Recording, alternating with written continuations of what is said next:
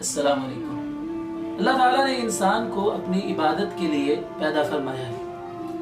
हकीकत में इंसान है ही वो कि जो अल्लाह की बंदगी में, इबादत में अपनी ज़िंदगी गुजारता है। इबादत और बंदगी की जब हम बात करते हैं तो दुआ का उसके अंदर एक बहुत बड़ा नाम है, बल्कि हदीस में तो इबादत ही को दुआ कहा गया है।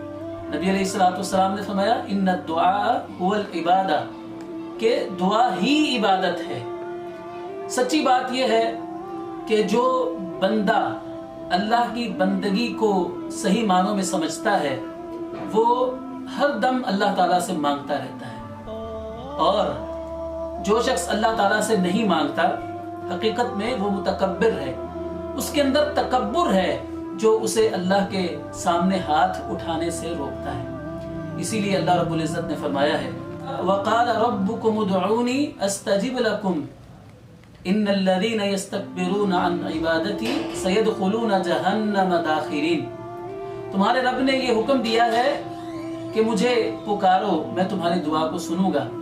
और साथ ही फरमाया कि जो लोग अल्लाह की इबादत से तकब्बुर करते हैं, दुआ करने से तकब्बुर करते हैं, अल्लाह ताला उनको जलील करके जहन्नम में दाखिल करेगा। कुरान और सुन्नत में दुआ के वैसे तो बहुत सारे आदाब बयान हुए हैं, लेकिन दो चीजें जिनको खास तौर पर अल्लाह रब्बुल इज़्ज़त ने बयान फरमाया है दुआ के हवाले से, उदऊ रब्बकुम तदर्रुअन व खुफिया, कि अपने रब को तजर्रो के साथ और मख्फी तरीके से पुकारो। तजर्रो का मतलब है आजिज़ी, गिड़गिड़ा कर अल्लाह ताला के हुजूर हाथ फैलाना, दुआ करना, आजिज़ी का मुजाहरा करना, अपनी कम मायगी का एतराफ़ करना, अपने गुनाहों का एतराफ़ करना, अल्लाह के जलाल और उसकी अजमत को पेश नज़र रख कर, अपने गुनाहों को सामने रख कर,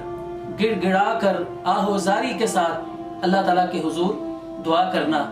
और दूसरे नंबर पर खुफिया तरीके से, चुपके से अल्लाह को पुकारना, तन्हाई में अल्लाह को पुकारना, कि जिसमें रियाकारी का कोई खदशा ना हो और इखलास जो है वो भरपूर तरीके से पैदा हो जाए। तो अल्लाह ताला से दुआ भी एक मुसलमान को इसी अंदाज में करनी चाहिए कि वो हो और उसका रब हो, और अपने दिल के गम दुख वो अपने रब के सामने बयान करे, और उसमें कोई तकल्लुफ ना हो, बेतकल्लुफी के साथ इंसान अपने रब के साथ बातें करे, मुनाजात जिसको कहते हैं, अल्लाह ताला के साथ सरगोशियां करे।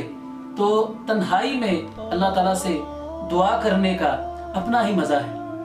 आप यकीन कीजिए कि तन्हाई में बैठकर अल्लाह ताला के हुजूर अपने हाथ उठाकर दुआ कीजिए तो देखिए कि इंसान को ऐसा लुत्फ और सुरूर मिलता है कि जैसे जब इंसान अपने किसी दोस्त के साथ, किसी मोहब्बत करने वाले के साथ अपने दुख बयान करता है, अपने गम बयान करता है, तो उसको ऐसे लगता है कि उसके गम, उसके दुख वो हल्के हो रहे हैं। तो अल्लाह ताला से बढ़कर हमारी मोहब्बत का हकदार कौन है?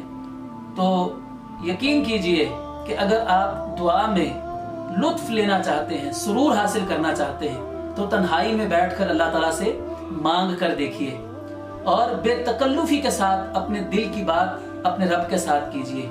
अल्लाह ताला को सारी जुबानें आती हैं, अपनी जुबान में अल्लाह ताला से मांगिए। ठीक है, अरबी जुबान में वो मसनून दुआएं भी हमें करनी चाहिए जो किताब और सुन्नत में आई हैं, लेकिन वो दुआ जिसका हमें तर्जुमा ही ना आता हो। देखिए, मुसलमानों की अक्सरियत ऐसी है कि जो अल्लाह ताला से दुआ मांगती है अरबी जुबान में, उसको मालूम नहीं होता कि वो अल्लाह से दुआ क्या कर रही है। तो मसनून दुआएं भी याद करें, उनका तर्जुमा भी याद करें, लेकिन कभी तन्हाई में बैठकर अल्लाह ताला से बातें करना भी सीखें। अपनी जुबान में अल्लाह ताला से अपने दिल की बातें करें और बेतकल्लुफी के साथ अल्लाह से मांगिए, तो आप देखेंगे कि दुआ कबूल तो होगी ही होगी। आपको दुआ करने से अल्लाह ताला की ऐसी अपनाइयत और मोहब्बत हासिल होगी कि आप जब अल्लाह से मांगेंगे नहीं, जब दुआ नहीं करेंगे, तो आपको सुकून नहीं आएगा। ये एक ऐसी आदत है कि जो बंदा अल्लाह ताला से बातें करने की आदत डाल लेता है, जिस दिन वो अल्लाह से बातें नहीं करता उसको फिर नींद नहीं आती है। तो ये सुरूर और लुत्फ اس کا اندازہ اسی کو ہو سکتا ہے کہ جو تنہائی میں اللہ تعالیٰ سے باتیں کرنے کی لذت سے آشنا ہو جاتا ہے۔